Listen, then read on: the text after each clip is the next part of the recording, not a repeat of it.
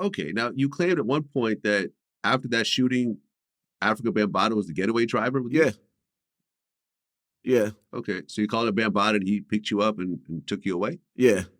And him and Ahmed, yeah. And see, that's why this is why when I first came out with against Afrika Bambaataa, they labeled me as a government informant. So I called Ahmed on the phone and I told him, I said, y'all got 24 hours to give me a public apology. Or if you're going to make me into a rat, then what I'm going to do is I'm going to go into the precinct and I'm going to let them know that you was the one that was the getaway driver in that car that, that drove me and Eric up out of there. Just to set the record straight, Eric beat the case on trial. They broke it down to manslaughter, broke it down to assault in the first, and I copped out to assault in the first. I had 3 years on Rikers Island. I copped out to a 1.5 and a 4.5. So I'm not even convicted of murder. It's actually assault in the first. But it was a murder case that they broken down so that they could convict me.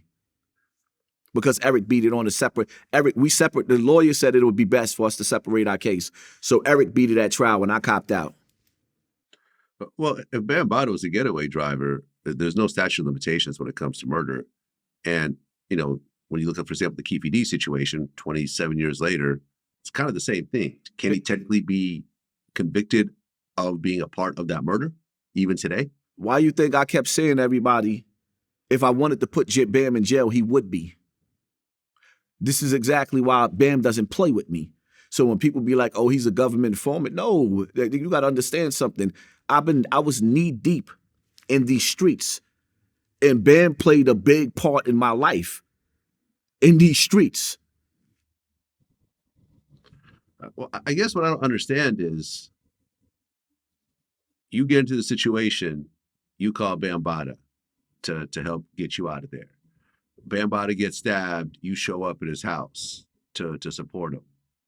But if this is the dude that molested you, why would you ever be around him, period? Like, I can, from my point of view, I would never want to see a person like that ever again.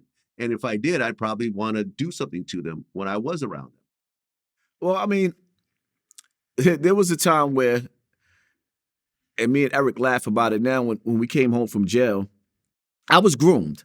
I was around a bunch of child molesters that molested me.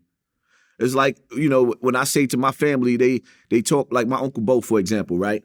He never molested me, but he always found himself masturbating in my bedroom with me and my sister in the same room.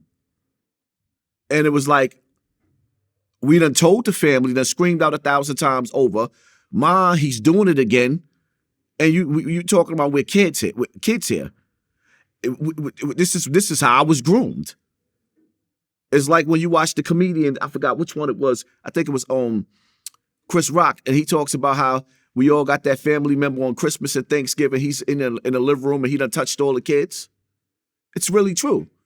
Damn near every black family has one.